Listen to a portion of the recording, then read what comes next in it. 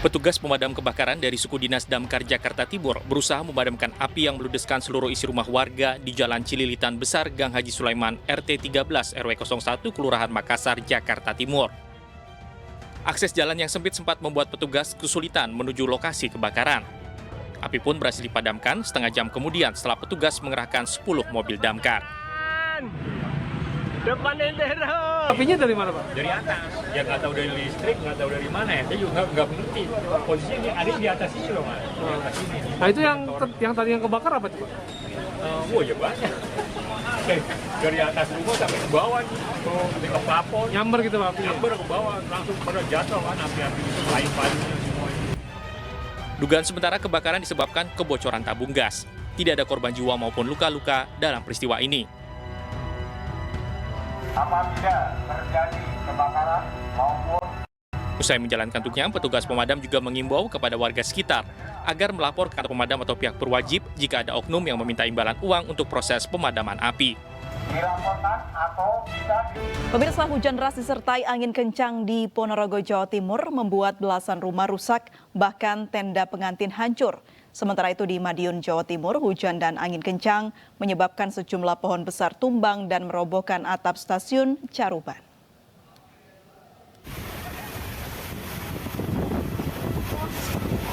Inilah detik-detik tenda pengantin diterjang hujan deras disertai angin kencang di Desa Polorejo, Kecamatan Babadan, Ponorogo, Jawa Timur. Tenda dan perabot pesta rusak, beruntung tak ada korban jiwa. Hujan deras dan angin kencang juga mengakibatkan puluhan rumah warga rusak. Atap rumah warga berterbangan, bahkan 2 warung roboh dihempas angin. Ya roboh. Kenapa, Pak? Di bawah angin. Hujan deras disertai angin sama petir. Sampai Sabtu pagi, warga masih melakukan perbaikan atap rumah yang rusak. Sementara itu, hujan deras yang disertai angin kencang juga melanda Kabupaten Madiun, Jawa Timur. Akibatnya sejumlah pohon besar tumbang dan menyebabkan atap stasiun Caruban ambrol dan puluhan rumah rusak. Akibat peristiwa ini, setidaknya 50 rumah warga dilaporkan rusak dan 1 warga terluka. Dari Ponorogo dan Madiun, Jawa Timur, Tim Liputan iNews melaporkan.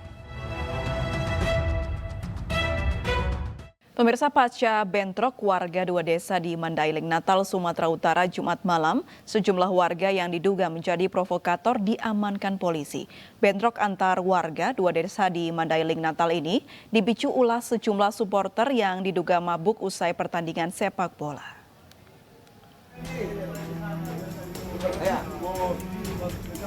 Sejumlah warga yang diduga menjadi provokator bentrokan antar 2 desa di Mandailing, Natal, Sumatera Utara diamankan polisi.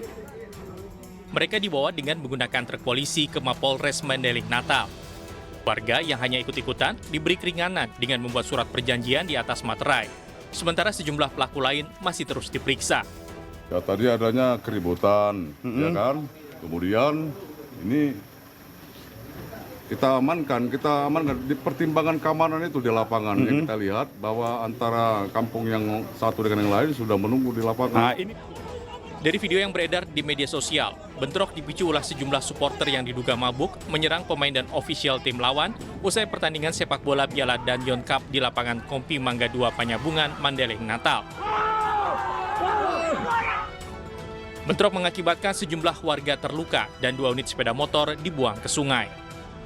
Dari Mandailing, Natal, Sumatera Utara, Ahmad Hussein Lubis, iNews melaporkan. Pemirsa, keluarga korban tragedi Kanjuruhan kecewa pada putusan hakim terhadap terdakwa. Keluarga menilai vonis hakim terlalu ringan dan jauh dari rasa keadilan.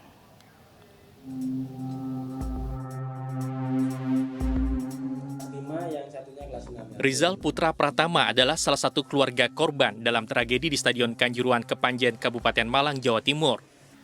Rizal kehilangan ayah dan adiknya saat menyaksikan laga antara Arema FC kontra Persebaya Surabaya pada 1 Oktober 2022 lalu. Selain Rizal, para anggota keluarga yang menjadi korban tragedi Kanjuruhan protes terhadap vonis para terdakwa.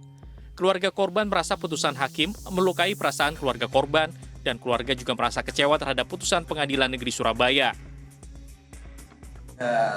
Soalnya saya juga mengetahui kondisi di sana seperti apa.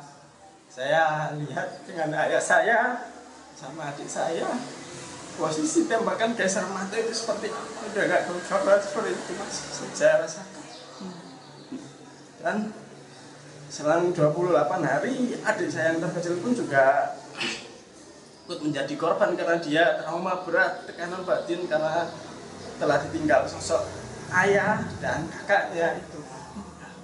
Ya saya sendiri meskipun taruhan nyawa saya akan menuntut keadilan sampai dapat itu. Sebelumnya, keluarga korban tragedi Kanjuruhan mengaku kecewa atas vonis terhadap 5 terdakwa di mana sejumlah terdakwa mendapat hukuman ringan hingga bebas atas tragedi yang merenggut 135 korban jiwa itu. Dari Malang, Jawa Timur, Saif Hajarani, iNews melaporkan. Pemirsa, hingga hari ini aparat kepolisian masih mendalami peristiwa perampokan menggunakan senjata api yang terjadi di Bank Arta Kedaton Makmir, Bandar Lampung kemarin. Polisi akhirnya berhasil mengungkap identitas pelaku.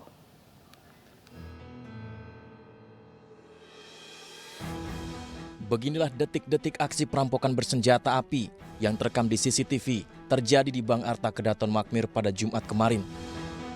Satu pelaku berbaju putih menggunakan topi, membawa senjata api rakitan, langsung masuk dari pintu depan bank menuju ke dalam dan mengancam sejumlah nasabah dan karyawan.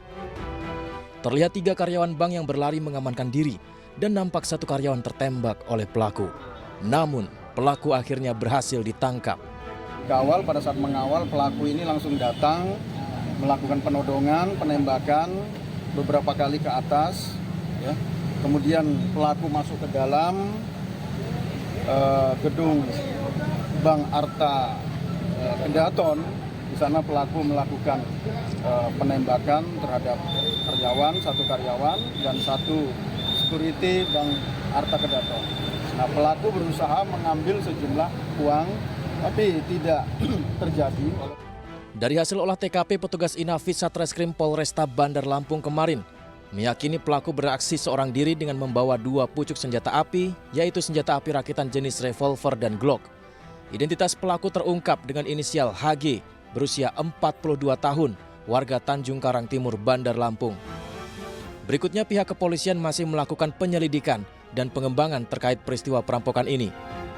Dari Bandar Lampung, Andes Afandi, iNews melaporkan.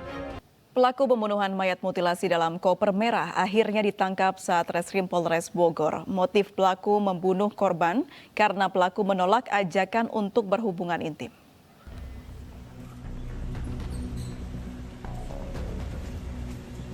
Masyarakat Bogor digegerkan dengan penemuan koper merah yang berisi jenazah termutilasi.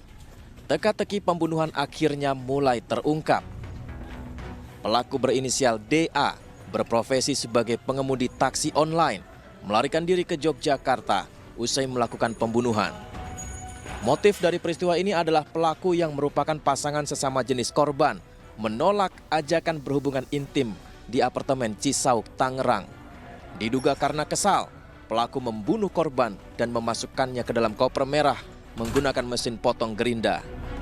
Oleh si korban terjadi pertengkaran. Namun demikian kami masih melakukan pendalaman karena antara tersangka dan korban sudah menjalani hidup bersama selama 4 bulan kurang lebih di apartemen yang sama di wilayah Cisauk. Tersangka melakukan pembunuhan dengan menggunakan senjata tajam. Selanjutnya karena ada rasa ketakutan menghilangkan mayatnya, kemudian tersangka menggunakan alat potong gerinda untuk memotong bagian kaki dan bagian kepalanya. Selanjutnya bagian kaki dan bagian kepala korban dibuang di Sungai Cimanceri di wilayah Tiga Raksa, dan kami masih melakukan pencarian terhadap potongan tubuh yang lainnya. Selain mengamankan pelaku, polisi juga mengamankan barang bukti 4 buku rekening korban, 4 buah telepon genggam, serta barang bukti lainnya yang digunakan pelaku untuk membunuh. Atas perbuatan ini, pelaku dijerat pasal berlapis tentang pembunuhan berencana dengan ancaman pidana kurungan maksimal hukuman mati atau seumur hidup. Dari Bogor, Jawa Barat, Wildan Hidayat, iNews melaporkan.